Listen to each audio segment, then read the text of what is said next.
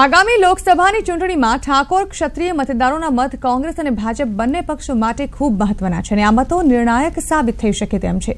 ત્યારે હવે લોકસભાની ચૂંટણી જાહેર થવાના ગણતરીના કલાકો બાકી છે ત્યારે ગુજરાતના રાજકારણમાં અલ્પેશ ઠાકોર મોટો ચહેરો બન્યા છે અને તે ભાજપમાં જોડાશે તેવી અટકળો તેજ બની છે।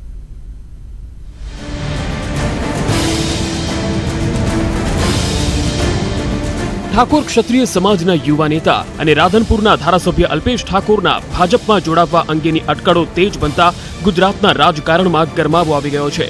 તો બીજી તરફ અલ્પેશ ઠાકોર આ વાતને અફવા ગણાવવાની સાથે શુક્રવારે પ્રેસ કોન્ફરન્સ કરીને તમામ વાતોનો ખુલાસો કરવાનું કહેતા ફરીથી ગુજરાત કોંગ્રેસ અને હાઈકમાન્ડની ચિંતા વધી ગઈ છે। ત્યારે અલ્પેશ ઠાકોરના ભાજપમાં જોડાવવાના મામલે ગુજરાત પ્રદેશ ભાજપના પ્રમુખ પણ અલ્પેશને આવકારવા તૈયાર છે અને અલ્પેશના આવવાથી ભાજપ વધુ મજબૂત બની શકે તેમ છે। તંત્ર છે વ્યક્તિ એમને આવવું હોય તો અમે તો પાર્ટી લઈને બેઠા છીએ। અમારી શક્તિમાં ઉમેરો થતો હોય તો સ્વાભાવિક છે કે તો બધી જ પાર્ટીમાં, માત્ર અમારી નહીં। જ્યારે કોંગ્રેસ કહેતી હોય છે કે કેટલાક લોકો અમારા આવે છે ત્યારે ભારતીય જનતા પાર્ટી ઉપર માત્ર આ પ્રકારની વાતો કરે છે। કોઈ પણને આવવું હોય એ આવી શકતા હોય છે। બીજી તરફ અગાઉ અલ્પેશ ઠાકોર કોંગ્રેસથી નારાજ રહી ચૂક્યા છે। જાહેરમાં કોંગ્રેસમાં ચાલતા આંતરિક વિવાદને લઈને નિવેદન પણ આપી ચૂક્યા છે।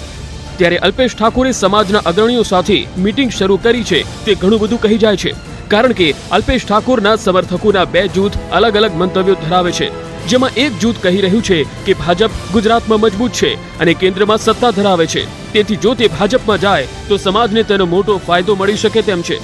તો બીજું જૂથ આ બાબતને સમર્થન નથી આપતું। ત્યારે શુક્રવારે અલ્પેશ ઠાકોર શું ખુલાસો કરે છે તે મહત્વનું બની રહેશે। આ જે કંઈ માહોલ ચાલે છે એ તમામ બાબતોથી હું બિલકુલ અજાણ છું। એક પ્રેસ કોન્ફરન્સ કરવાનો છું, તમામ મુદ્દાઓ અને તમામ વાતોને લઈને ખુલાસો બંધ રીતે મારી પ્રેસ થવાની છે। એ વખતે તમને બધું જ ખબર પડી જશે। તમે આને જે કંઈ સમજવું હોય એ સમજી શકો, આપ જે કંઈ તર્ક વિતર્ક લગાવવા લગાવી શકો। અલ્પેશ ઠાકોરનો ભાજપનો ભગવો ધારણ કરવાની વાતને લઈને કોંગ્રેસનું હાઈકમાન્ડ પણ ગંભીર બન્યું છે અને આ બાબતે ખુલાસો કરવા માટે અલ્પેશ ઠાકોરને દિલ્હીનું તેડું મોકલ્યું છે। ત્યારે હવે ગુજરાતના રાજકારણમાં શું નવા જૂની થાય છે તે જોવું રહ્યું। અલ્પેશ ઠાકોરને ભાજપે મંત્રીમંડળમાં સ્થાન આપવા સુધીની લોભામણી ઓફર કરી હોવાની વાતો પણ ચર્ચામાં છે। ત્યારે રાજકારણના દાવપેચમાં કોણ જીતશે તેના પર સૌ કોઈની નજર છે। મયુર માકડિયા સાથે પ્રણવ પટેલ, ન્યૂઝ 18 ગુજરાતી, અમદાવાદ। તો લોકસભાની ચૂંટણી માટે કોંગ્રેસે પોતાની પ્રથમ યાદી જાહેર કરી દીધી। ગુજરાત અને યુપી કોંગ્રેસનું પ્રથમ લિસ્ટ જાહેર થયું છે, જેમાં ગુજરાતની પ્રથમ યાદીમાં 4 ઉમેદવારના નામ જાહેર કરાયા છે। આણંદથી ભરતસિંહ સોલંકીની ટિકિટ મળી છે, જ્યારે કે છોટાઉદેપુરમાં રણજીત રાઠવા પર કોંગ્રેસે વિશ્વાસ મૂક્યો છે। તો અમદાવાદ પશ્ચિમમાંથી રાજુ પરમારનું નામ જાહેર થયું છે, તો વડોદરાથી પ્રશાંત પટેલનું નામ જાહેર કરાયું છે।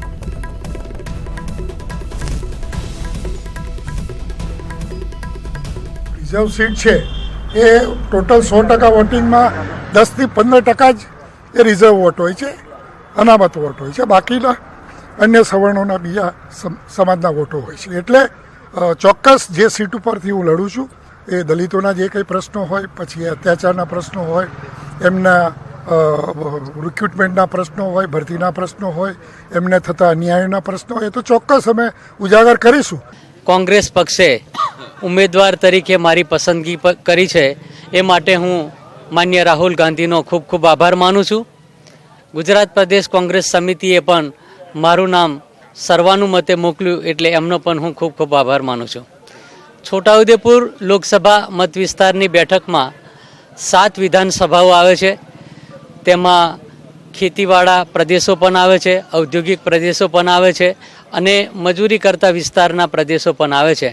આ વિસ્તારમાં ખૂબ પ્રજાની મુશ્કેલીઓ છે, મુશ્કેલીઓ દૂર કરવા માટે અમે ખૂબ ઊંચો પ્રયત્ન કરી અને કોંગ્રેસ પક્ષને વિજયી બનાવીશું। અને મને વિશ્વાસ છે કે જે રીતે કોંગ્રેસનો કાર્યકર વડોદરા માટે સંઘર્ષ કરતો રહ્યો, લોકોના પ્રશ્નો માટે લડતો રહ્યો અને આજે પાર્ટીએ ઉમેદવાર તરીકે મને ગર્વ થાય છે કે એ કોંગ્રેસ પાર્ટીનો માંથી ઉમેદવારી કરવા મળે છે। આણંદ, ગુજરાત અને દેશ એ ત્રણેયની સેવા કરવા માટે ગુજરાતના પ્રાણ પ્રશ્નોને, આણંદના પ્રાણ પ્રશ્નોને વાચા આપવા અને જે પ્રકારનું શાસન ભારતીય જનતા પાર્ટીએ છેલ્લા 5 વર્ષ 2014 થી 2019 સુધી ચલાવ્યું એની સામે લોકમત જાગૃત કરવા અને એક એવું સારું સુરાજ્ય લાવવા માટેની વ્યવસ્થા કે જેમાં ખરેખર સેવા કરવામાં આવે અને લોક કલ્યાણ થાય, એ માટે મને યોગ્ય ગણ્યો છે. એ માટે હું આણંદની પ્રજાનો અને સાથે સાથે અખિલ ભારતીય રાષ્ટ્રીય કોંગ્રેસના અમારા અધ્યક્ષનો આભાર માનું છું.